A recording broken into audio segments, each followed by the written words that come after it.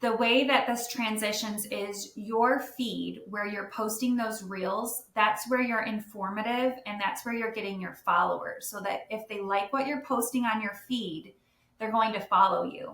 And if they follow you, they might take more interest in you. And then they're going to head over to your stories and they're going to see what you're talking about in your stories. And that's where you start building that relationship. That's more like one-on-one. You're more personable. They can kind of learn your personality.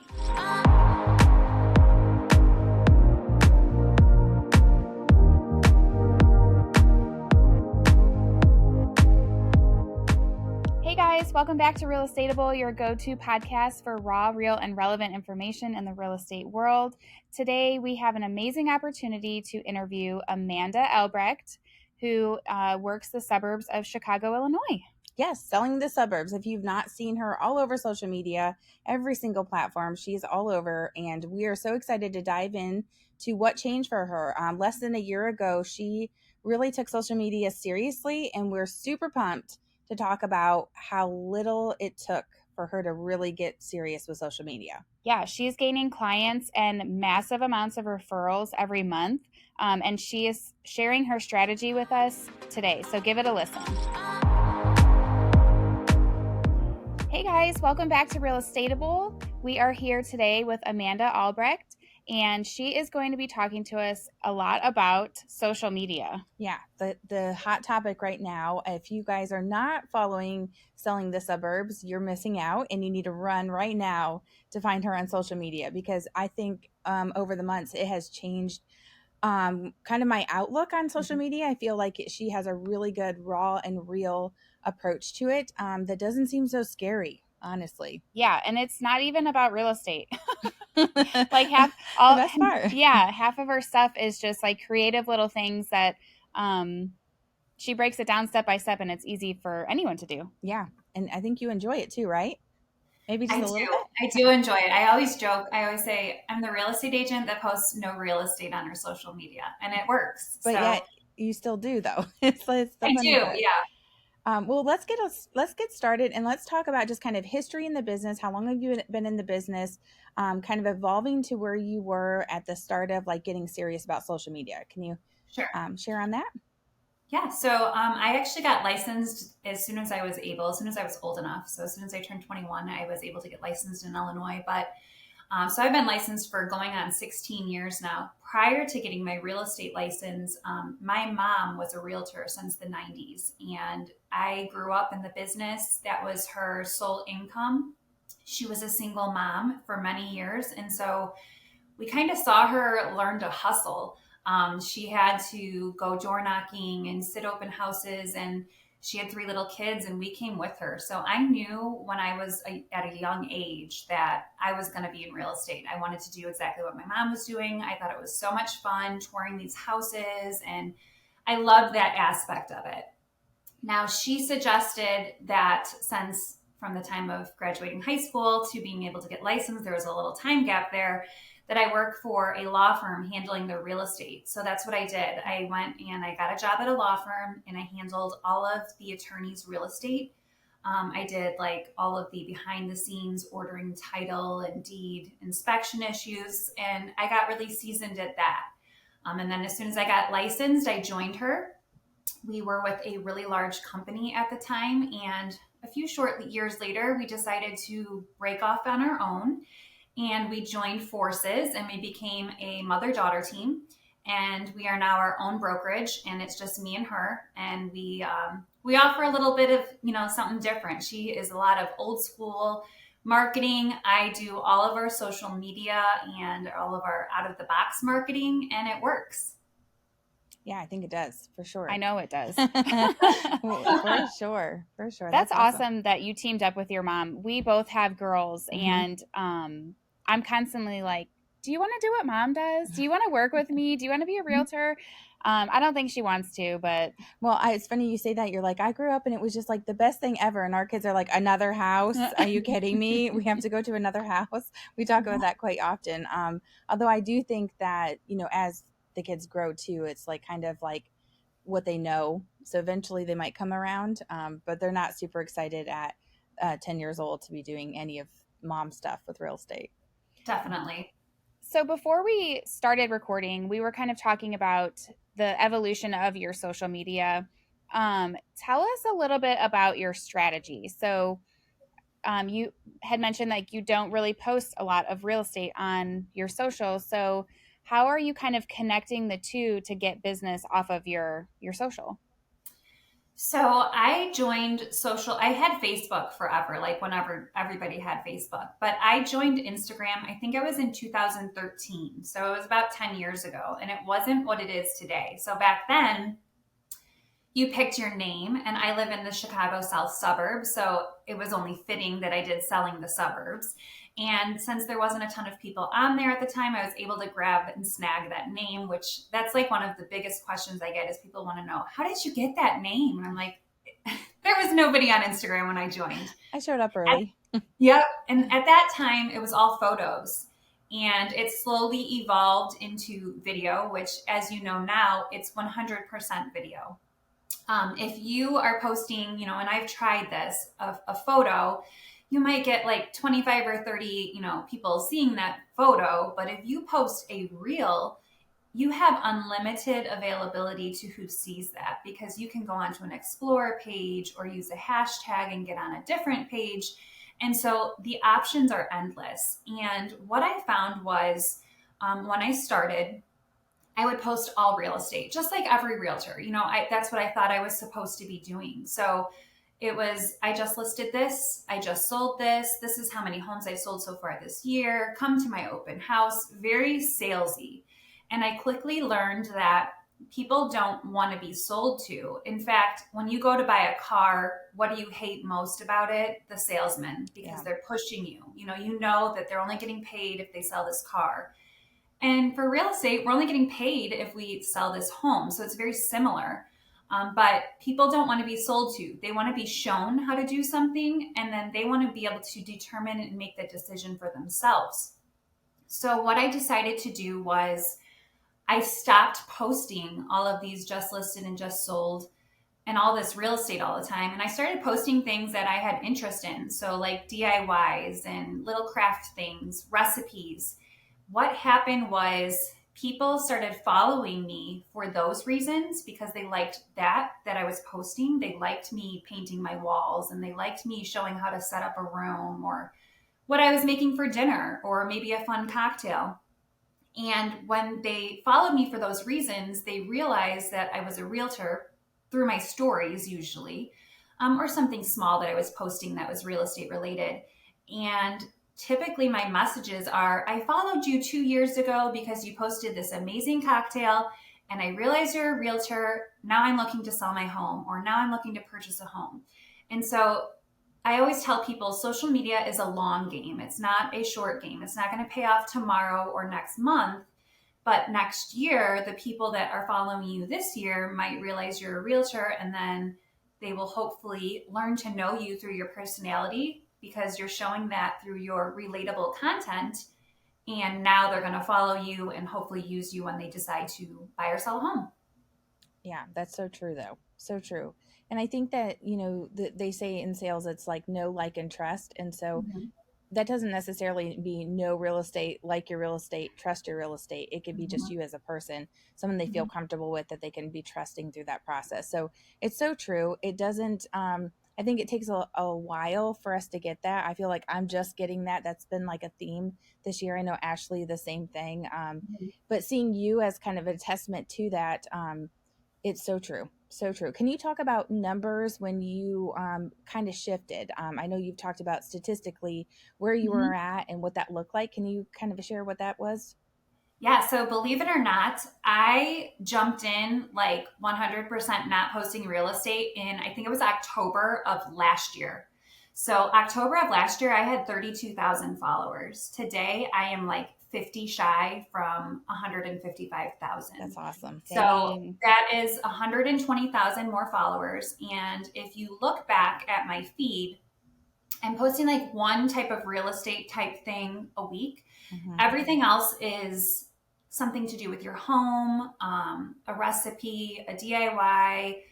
Right now I'm going into seasonal. So I'll start posting a lot of like seasonal things like fall and winter, Christmas. So what I did was to get to 0 to 20,000, it was all real estate, but it was mostly realtors, like community realtors that, I knew and I had relationships with in my area.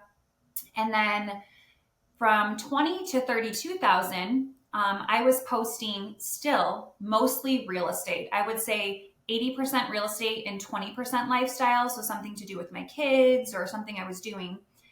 And then I got to the point where I noticed that the lifestyle things I was posting were getting probably quadruple the feedback than the real estate. And so I decided to switch it up at that point, and that was probably in July of last year.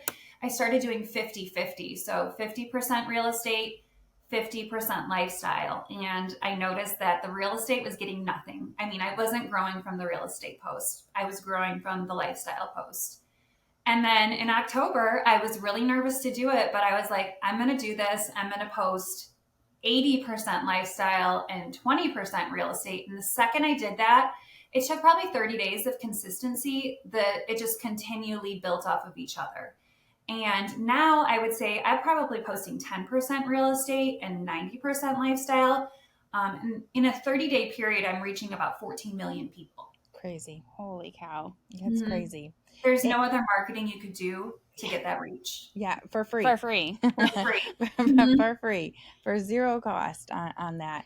And when you say you're doing like all of these things, like as far as content planning and all that, because I really think that if I think back about like history with you, I think you probably caught me right off the bat in October. I think one of the first things I remember is like fall type things that just showed up on my feed, and then realized I was like, wait, she has amazing marketing ideas too. But when you're thinking of different ideas, you're just being organic for stuff that you would normally be doing, right? Like it's not like you're like, let me just create new things just to be I feel like the organicness of this is really what is coming across. It's almost like social media can read that this is actually what you're doing in your daily life.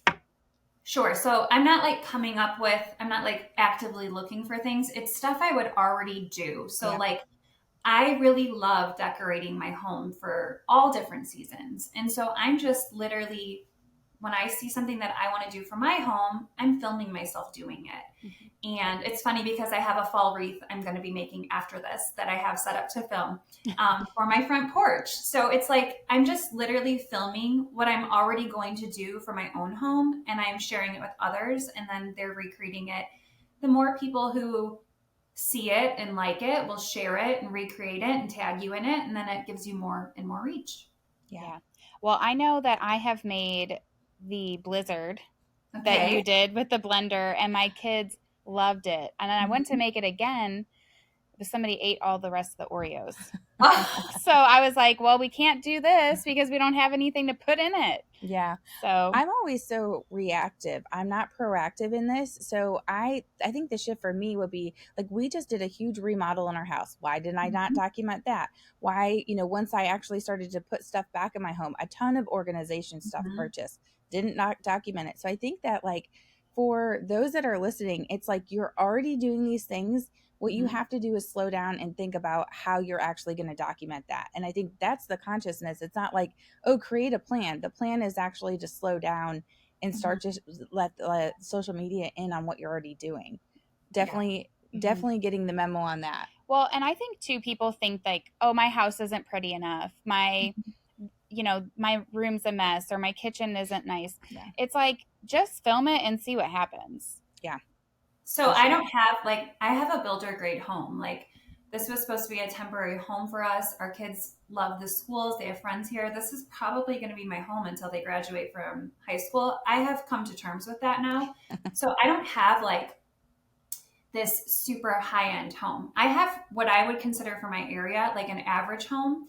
And it still does really well for me because I'm making it my own. And I think people, they kind of lose sight on that. They think they need this designer kitchen and all of these high-end things, and you really don't. You can make any home beautiful and make it your own. It doesn't necessarily have to be an expensive home or a big home. It can be a small home. I mean, you can certainly do this with any home. You can even do it if you're renting a space. So many people that rent are like, I don't want to invest money in my rental, well, you should love where you live and that's where you are and you're spending all of your time. And a lot of these DIYs that you can do nowadays work just totally fine for a rental. They don't damage anything and they can always be brought back to their original condition too. Yeah. That's really great idea. I think there's a market for just anyone. And I think that you're kind of attracting the type of people that you would want to be working with anyways too. So it's like your the buzz around that is kind of who you would want to be doing business with anyways. So Mm-hmm. I have 2 questions. Sure. You said you do like the 80/20 or 90/10 as far as posting. How long, actually I guess this is 3 questions now. How long does it take you to do your social media? Are you batching and recording? Are you doing like recording one thing a day? Or like what does that look like for you? Okay, so this will be a couple part answer too, because first of all, this is where a lot of people go wrong.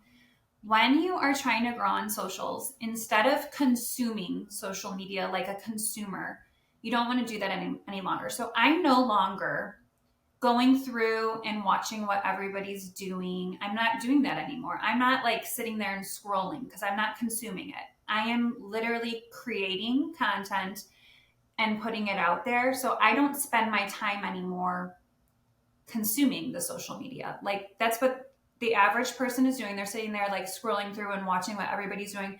You got to shift from being the consumer to the creator. So that's first. You have to learn to decide how you want to move forward and create the content that you want. And then you won't spend all the hours on there if you're not consuming it. You're posting and you are just responding to the comments and the messages that you're getting from your post. But I would say I spend an hour and a half a day on social media, and that is usually like one reel amongst all of the platforms. So Facebook, Instagram, TikTok, YouTube, Pinterest, Threads, Threads now, yeah. all of those. But then I'm also spending time just like engaging with people who are engaging with me.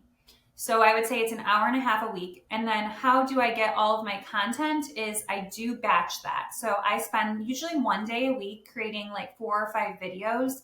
And I typically do it like a week ahead or 2 weeks ahead. So I have my content ready to go for the coming weeks.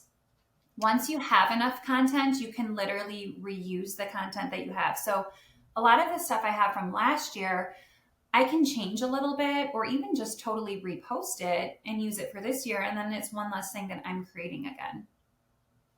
That's so true. I think that, when you're creating evergreen content, like you can make a fall drink last year and then remake Mhm. it again this year, Yeah. Yep. Yeah. or just repost it, like you said, and just reuse it. Um, are you using anything to schedule your content, or are you posting that every day? I am I am physically posting it myself every day.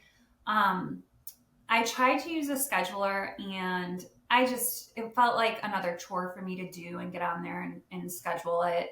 So now, and sometimes it changes. Like if I see something perform poorly, I might change what I want to post the following day. So I typically go on there right around 6 a.m. every day, like middle of between 6 and 7. And then I physically post it and it takes me like 15 minutes to post it on all of the platforms. Once you post it once, then I save it without the watermark and then I post it to all the other platforms. I've started changing what I posted on TikTok because the algorithm seems to be different lately. And you'll notice by being on socials that the algorithm is always changing, but TikTok seems to prefer a more personable approach than these Instagram reels, which are short and sweet. That's typically what Instagram likes. TikTok seems to like the longer videos, and that's what they seem to be pushing out, and more of you like walking through how things go. So I like to film content, small clips, and I shorten the clips very short for Instagram and Facebook so that it's, 30 seconds or under usually. But TikTok, I've been using the longer clips and then talking through it, and that's been getting a larger feedback. That's good to know. Yeah. I've just been posting like, whatever I post a reel, I'll post it to TikTok. Yeah. Just kind of the same thing. But I love that study what you've tried. So you said you Mhm. started in October and you were posting this, and then you switched it up again, and it's just so important to know that what's working now is not going to be working in 6 months. You have to track what you're doing, and this can go for real estate business too. I mean, where's your business coming from? Mhm. What would you say the percentage or amount of business that you get from social media? What would you say that looks like for you? It was like when I was just posting real estate, nothing. I was getting zero. It was I got some messages, I would get some calls, I would get some feedback on the listings that I took, but I was getting no business from it. Now I would say I'm closing between 2 to 3 deals a month from socials. Wow. And even more than that, as you guys all know, on social media, not everybody lives around you. So a lot of these people are not in my state, so I cannot help them personally. But what I can do is I can refer them to a realtor where they're looking. So I give out like 8 to 10 outgoing referrals on a monthly basis too. That's amazing. Yeah, Mhm. literally. We always talk about increasing referrals and just making connections. How easy that is. But having the quantity of that, that's a Mhm. huge thing to make sure we're not overlooking for sure. Yeah, I'm like super pumped to do social now. I'm like, what can I post? I Yeah, know. I I would think say make sure that you are searchable. I think yeah, Mhm. a lot of realtors forget to put like what state they're from or that they're a realtor, and then you get passed up. So like when I'm looking for an outgoing realtor to refer to, I literally will search like that town or state and realtor, and that's where I get my list from. Unless I already have you in my referral database. But I'm always searching. I literally search on Instagram and I'm like, oh, their account looks really cute. And then I'll follow up with a message and a call and I'll kind of vet them. So make sure you're searchable. I think that's one of the biggest downfalls because there's a lot of realtors that have outgoing referrals and we don't know where to go. So, we find them on Instagram. yeah, Yeah. that is so true. So true. Um, did you have a third question? Do you have another question? I forgot what my third one was. I'm sure it'll come back to me. I know, mind blown on that for sure. So, when I'm thinking about just like the different things that I need to dissect through and figure out where to and how to, what would you say from like a person that is just like dreading the video part of things? Dreading, I know that has been a lot of the feedback we've been getting is as we're talking about social media and reels and getting comfortable. Any advice on that? I know none of us love video, but unfortunately, if you're looking to grow in the media world, we have to be comfortable with that. So, any advice that you have for those agents out there Yeah. So struggling with that? for me, the incentive is the statistics show 77% of realtors are on socials doing video. If you are not, you are effectively losing your clientele to those that are. So, unfortunately, whether you like it or not, you better get really good at it. But it's just like anything. The first time you do something, it's very hard. The more you do it, you start getting more comfortable with it and it starts to get easier. When I look back at some of my earlier videos, I literally cringe and I leave them there just so Yeah. that I can keep looking back at it. But I got like even videos from a year ago. I can't believe how much better I have gotten at filming and being comfortable on camera, speaking, and that's just in a very short time. So the biggest thing is you just have to start and you have to be consistent. You have to constantly be showing up and showing people that you're there and that you're going to be a reliable source for them. So if you only come on socials, once a week or twice a week, they're not going to learn that you're always on there. They're not going to really have that reason to stay on top of what you're doing. But if you're on there every single day, sometimes if I'm not on there, people will say, "Oh, where were you today?" or I didn't see you. Is everything okay?" because they're used to seeing you showing up. So, it's just like anything, the more you do it, the better you're going to get. It is uncomfortable at first. It was uncomfortable for me too. And I just kind of stuck with it and learned, from my mistakes that I made previously. And we just recently came back from a convention, and someone in that convention said, like, the person that's on video is you, and the person that's showing up to your clients is you. So it's the Mhm. same thing. Yeah, you So look like what you look like, you and you sound like, sound like what you sound like. yeah, yeah. And so it's like, get over it. Like, really, the bottom line is to get over it. I think that for me, what you said in the beginning about being not being the consumer when it comes to social media, because I'm like, I don't have time to do this. And I'm like, wait a minute, an hour and a half, I have time to do it. I just need to not be the consumer, and take that out of the approach. And there's your time, for every Mhm. single one of us, in real estate. There's your time if you just stop being a consumer. So Mhm.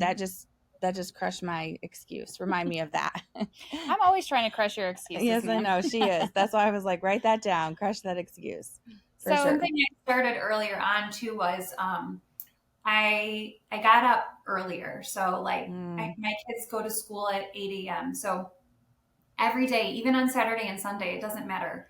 I get up at 6 a.m. every single day and I do the same exact schedule every day. And so, like, it's already fit into my schedule because what else would you be doing at 6 in the morning, right? I'm not going to be doing anything else. I'm drinking my coffee and I'm working my social media. And so, I do that every single day of the week, Monday through Sunday, and I start over again the next week. And that's really helped me stay accountable because it's part of my daily schedule. It's just what I have to do. yeah, it's time blocked, and there's no room for the noisiness of the day to get in the way, if you're Yep. doing it that way too. Yeah, that was for sure. Yeah. I was thinking about, I mean, you've already answered this, but before we started the interview, I was thinking, man, when does she have time to do real estate if she's always doing Mhm. social? But that makes sense if you're doing it, and you're time blocking. I think realtors struggle with that where, well, I don't have time to do social media or I don't have any ideas and things like that. And it's like, you don't have to recreate the wheel. You Yep. can, like you said, maybe be a consumer for 10 or 15 minutes and then figure out what you're from that 10 to 15 minutes, figure out how and what you can recreate that maybe somebody else has already done successfully. Yeah. Exactly. For sure. And I also think that one of the things that you're talking about too is that where you're doing it so consistently. So if you're missing in action, people Mhm. are kind of seeking out and going, what's going on, Mhm. as far as that goes. I know that has been, for me, I'm like, okay, thinking about a pop by, let me see what Selling the Suburbs is doing. Like, what are some Mhm. examples and things that she's Mhm. done? Is it something that we can recreate, from the great ideas and just learning as a community too? So I think that is the whole accountability of that, just diving in and making sure you're just staying consistent and showing up for Mhm. sure. Do you have a schedule of what you're posting? So, like, sometimes people will do like Tuesday tips or Sunday recipe. Do you have a schedule that you go on, or are you kind of like rotating day by day, or how does that look? So I tried to do that at the beginning where I would like schedule, I know this day I would want a recipe and this day I would want something with the kids and then a house. And I stopped doing it. And the reason why is because I felt like I was getting better traction when it was more organic, when, this was coming up this week and I would just start posting it based on what I knew was coming forward. I do like to look ahead at the month and see, like, I try to pre-plan like a month ahead so I know like what videos. But I do like to do like one recipe post a week or a drink recipe a week. I do like to do one real estate post a week, one DIY. So I kind of rotate it in that order based on what you guys are used to seeing from me. And then I always have some real estate content too for realtors, which not every realtor is going to have. So sometimes I tell people instead of posting that content for other realtors, that's not where you're marketing, turn that and create that to the consumer or the person that's going to be purchasing real estate instead. So instead of me posting to other realtors, you would be posting then to your buyers and sellers. That's a good point to make. I noticed that there's a lot more on my social who are just realtors following me, and I struggle with converting, Mhm. the like followers to the consumer to a client. So, how do you connect that social where, you said how do you target more clients versus realtors? Because I think that's what I'm getting right now is which is fine. Realtors can follow me, use me as a referral source. Yep. Yeah. So I have a really big realtor following. It's a lot of realtors, and that's fine. And at first I was really nervous about it because it's kind of ingrained to you that other realtors are your competition. And I really like decided to look at it from a different standpoint, and instead of being competition, I want to collaborate with all of you. So I would love to help all of you out. And what I'm doing, if it's working for me, I hope it works for you too. And I have so many realtors in my own marketplace that are implementing my strategies, and that's wonderful. Honestly, there's so much business. There's enough business for everybody, no matter where you're located at. And the amount of people that think that your competition is, it's unfortunate, but typically you don't do as well if you view everybody as your competition.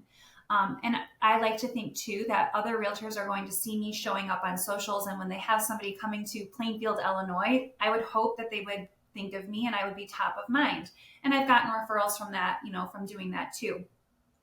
But I would say that the way that this transitions is your feed where you're posting those reels. That's where you're informative and that's where you're getting your followers, so that if they like what you're posting on your feed, they're going to follow you.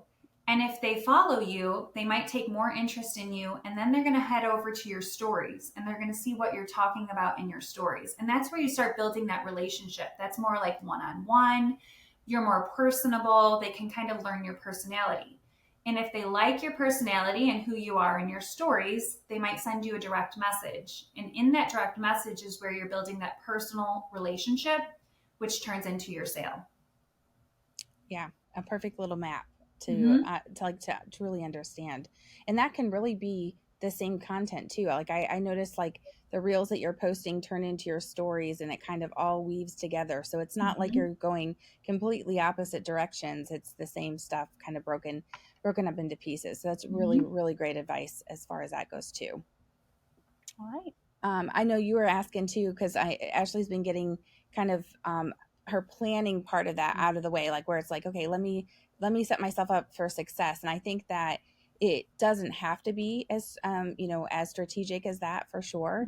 Mm-hmm. But I also think it's whatever works, whatever is going to get you to do it consistently. That's what you should be doing. If it's planning Mm-hmm. it, just getting it, and then and shortly after, it's going to become second nature for sure. Sure. So, can you talk about your classes and your, different things that you're doing that you're pouring back into the real estate community? I really want everyone to know where to find you, what kind of things that you have for resources for agents, and just all together that Sure. kind of goodness. Share that with us.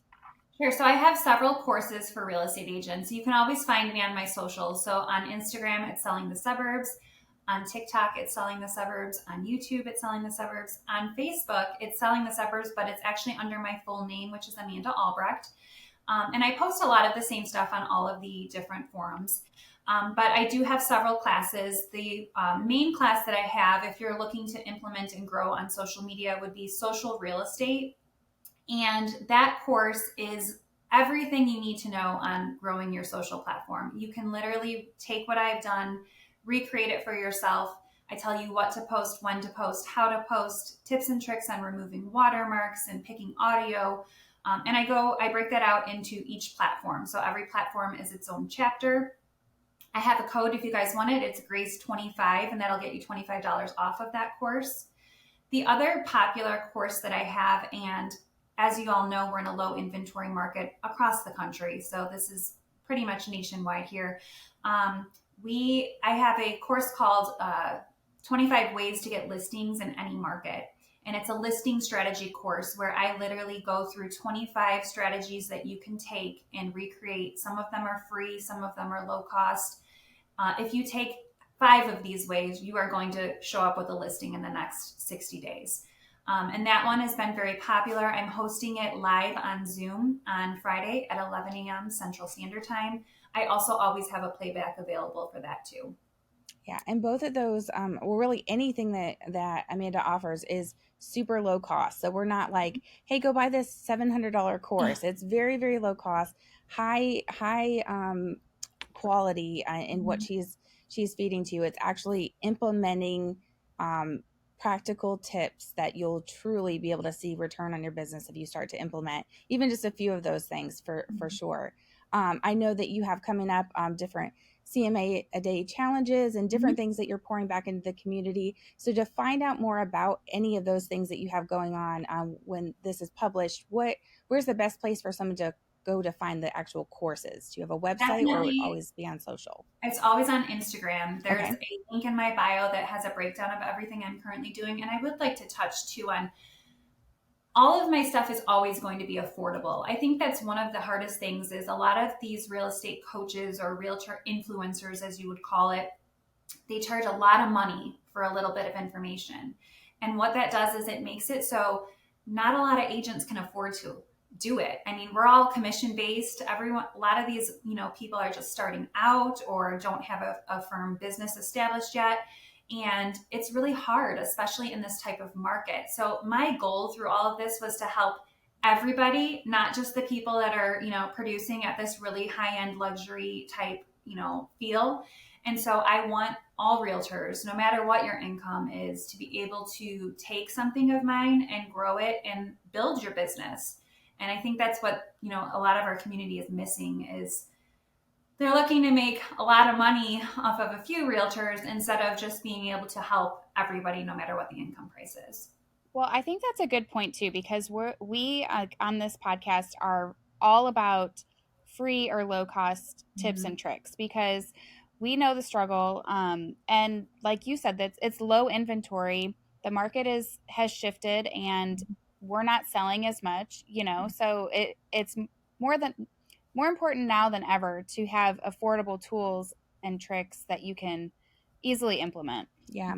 And I think Amanda too, she when you're thinking about like, okay, great, here's all these strategies and here's all these things I'm going to learn, she also gives you the actual downloads. So if she's suggesting a flyer, she's like, okay, and here, take the flyer and make it your own. If she's suggesting, the portfolio review boxes, I know we have the template for that. Here's the template, make it your own.